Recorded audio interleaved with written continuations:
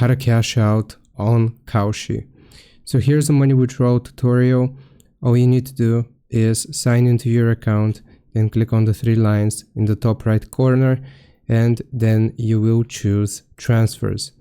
From here, in order to cash out, you will obviously need to have money in your portfolio or cash here, the amount. For that, you will need to have deposited into Kalshi, and then from this screen, it's going to look like this. So right here, you will see the transfer methods. So you can use a transfer method which you have used to deposit money into Kalshi, and you will just choose it here. You have the different transfer methods. So wire transfer is going to be in the same business day or next. Crypto is going to be up to 30 minutes. Bank transfer is going to be 3 to 4 days, and debit card and Apple Pay is going to be immediate. And the max is going to be 2.5K. So you will just choose the method which you want to withdraw your money.